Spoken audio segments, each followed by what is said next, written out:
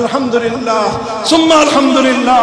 ব্যর্থহীন ভাষায় আমরা বলতে পারি, ইসলাম অনুযায়ী যদি আমরা রাষ্ট্র গঠন করি, সে রাষ্ট্রে শুধুমাত্র মুসলমানদের অধিকার নয়, সে রাষ্ট্রে যেমনি ভাবে মুসলমানদের অধিকার সংরক্ষিত থাকবে, অমুসলিমদের অধিকার তার চেয়ে বেশি সংরক্ষিত থাকবে। কি বললাম? তার চেয়ে আরে বেশি, তার চেয়ে। মুসলিম রাষ্ট্রে, ইসলামী রাষ্ট্রে মুসলমানের চেয়ে অমুসলিমের অধিকার বেশি সংরক্ষিত থাকবে। তার কারণ, মুসলিম রাষ্ট্র যদি মুসলমানদের অধিকার হরণ করে, সে বিষয়ে আল্লাহর কাছে মুসলমান নিজে বাদী হয়ে মামলা দায়ের করবে। আর মুসলিম রাষ্ট্র যদি অমুসলিমের অধিকার হরণ করে, সেই অমুসলিমের পক্ষ হয়ে স্বয়ং রাহমাতুল লিল আলামিন আল্লাহর দরবারে বিচার দায়ের করবে। দিস ইজ ইসলাম। এই হলো ইসলাম।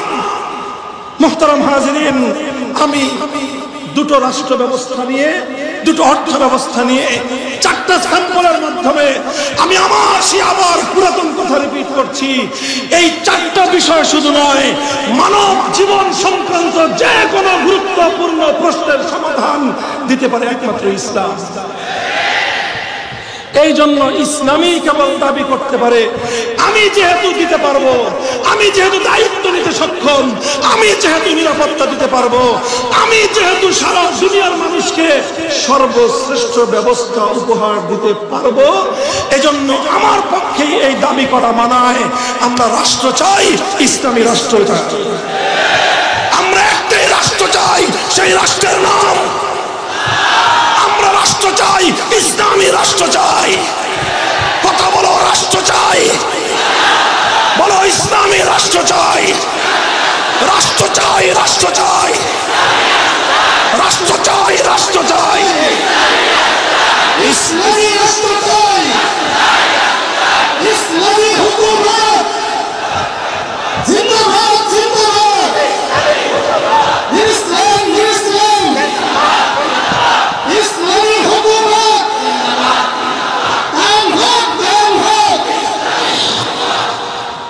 মুহতারাম হাজিরিন, এবার আমার আখেরি কনক্লুশন, এবার খোলাসাতুল কালাম এবং এই বক্তব্যের দ্বারা আমাদের করণীয় এবং দায়িত্ব সম্পর্কে আমার পয়গাম এবং আমার মেসেজ দিয়ে আমি বক্তব্য শেষ করছি। মুসলমানরা যদি ইসলামী রাষ্ট্র গঠন করে, সেই দেশে হিন্দু, বৌদ্ধ, খ্রিস্টান, ইহুদি, শিখ, উপজাতি, অন্যান্য ধর্মাবলম্বীরা থাকবে কি থাকবে না? আরো যারা চিৎকার করে বলো, থাকবে কি থাকবে না? একই প্রশ্ন, হিন্দুরা যদি হিন্দু রাষ্ট্র গঠন করে, সেখানে মুসলিম, বৌদ্ধ, ইহুদি, খ্রিস্টান, শিখ, অন্যান্য জাতি থাকবে কি থাকবে না? একই প্রশ্ন প্রত্যেকটা ধর্মের ব্যাপারে, বৌদ্ধদের ব্যাপারে, খ্রিস্টানদের ব্যাপারে, ইহুদিদের ব্যাপারে। যে যেই ধর্মের অনুযায়ী রাষ্ট্র গঠন করলো, সেই ধর্মাবলম্বী ছাড়া অন্যান্য ধর্ম অনুসারীরাও সেখানে থাকবে। আচ্ছা, যদি থাকে, তাহলে প্রশ্ন হলো, সেই ধর্মের আলোকে অন্যান্য ধর্মাবলম্বীদের কি কি অধিকার প্রাপ্য, তাদের অধিকার কিভাবে নিশ্চিত করা হবে সেটা বলো। প্রশ্নটা বুঝছো? বুঝা গেছে প্রশ্ন? আবার ক্লিয়ার করছি, যে কোনো ধর্মাবলম্বীরা নিজ ধর্মের আলোকে রাষ্ট্র গঠন করলো, সেই রাষ্ট্রে অন্য যত ধর্মাবলম্বীরা আছে, সেই সকল ধর্মাবলম্বীদের কি কি অধিকার প্রাপ্য, তাদের অধিকারগুলো কিভাবে সংরক্ষিত হবে, তাদের কি কি দায়িত্ব, সেই দায়িত্বগুলো কিভাবে নিরূপিত হবে, এটা হলো প্রশ্ন। এই প্রশ্ন আমরা ইসলামকেও করব, এই প্রশ্ন আমরা হিন্দু ধর্মকেও করব, এই প্রশ্ন আমরা বৌদ্ধ, খ্রিস্ট, ইহুদি ধর্ম, সবগুলো ধর্মকে করব না, এই প্রশ্ন আমরা করলাম। কথা পরিষ্কার?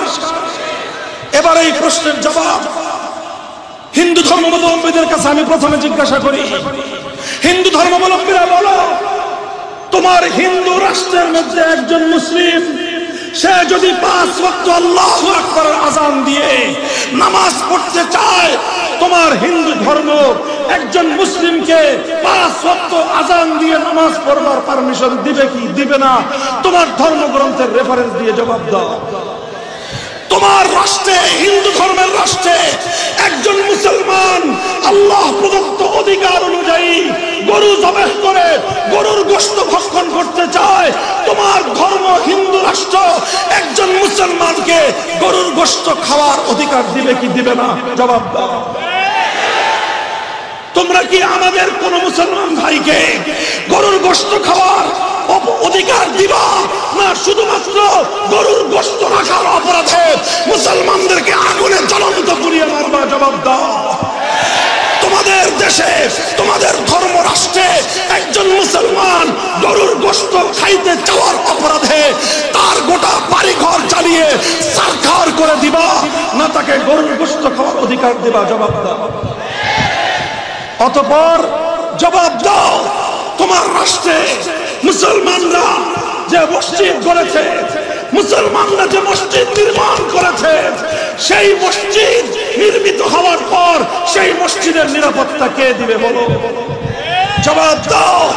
হিন্দু রাষ্ট্র, হিন্দুত্ববাদী রাষ্ট্রে মুসলমানদের উপাসনালয়, মুসলমানদের সেজদাগাহ, মসজিদ সম্পর্কে তোমার ধর্ম কি বলে? ধর্মগ্রন্থ থেকে রেফারেন্স সহ জবাব দাও। মুহতারাম হাজিরিন, এভাবে একটার পর একটা যদি আমি প্রশ্ন করতে থাকি, হিন্দু ধর্মাবলম্বীদের কাছে জবাব চাইতে থাকি, জবাব চাইতে থাকবো, হিন্দু ধর্মাবলম্বীদের কাছ থেকে জবাব পাওয়া তো দূরের কথা, কোনো রা শব্দ পাওয়া, টু শব্দ পাওয়া সম্ভব নয়।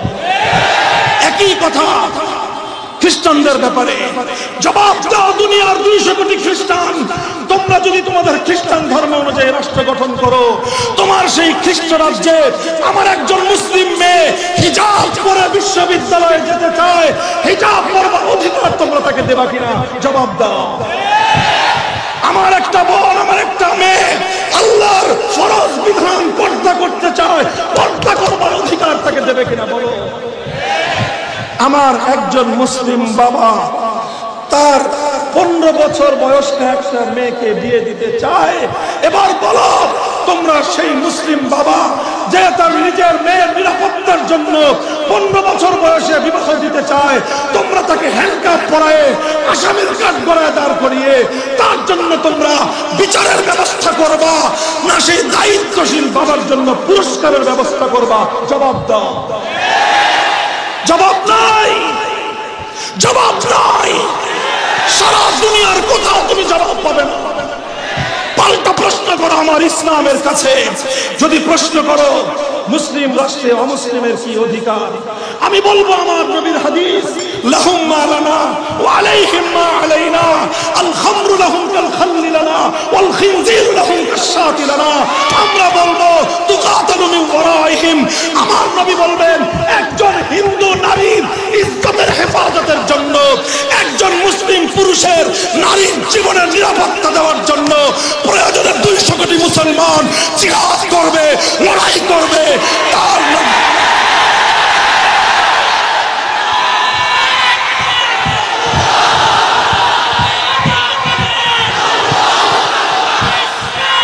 হিন্দু ধর্মাবলম্বীরা, তোমার রাষ্ট্রে একজন মুসলমান যদি গরু জবাই করে খেতে চায়, তুমি কি করবা?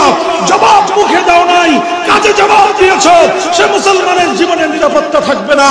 কোন মুসলমান যদি গরুর গোশত খেতে চায়, তোমরা তাকে টুকরো, কোন মুসলমান যদি গরুর গোশত খেতে চায়, তার গোষ্ঠী সূত্র আগুন দিয়ে পুড়িয়ে ছারখার করে দিবে।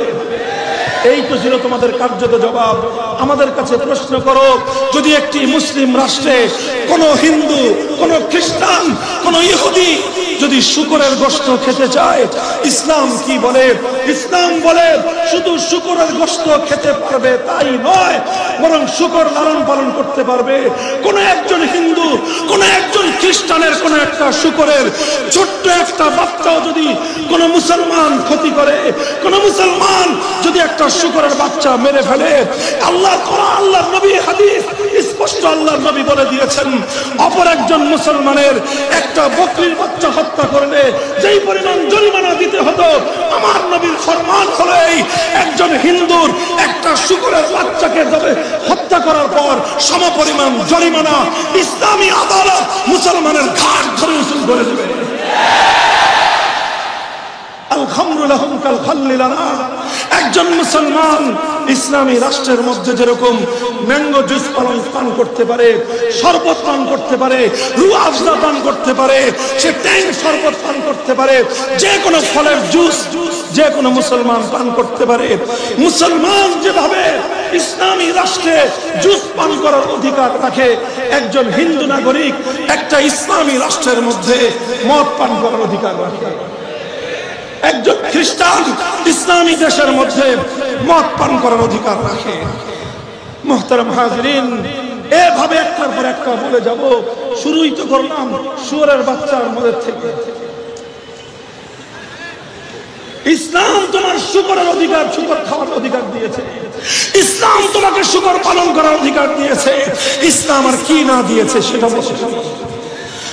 তোমার ধর্ম পালন করবার অধিকার, আমি বলবো ইসলাম তোমাকে ধর্ম পালন করবার অধিকার দিবে। তোমার মন্দির রক্ষা করবার অধিকার, ইসলাম বলবে তুমি মন্দির রক্ষা করো, মন্দিরে তুমি দেবতা নির্মাণ করো, মন্দিরে তুমি দেবতার পূজা করো।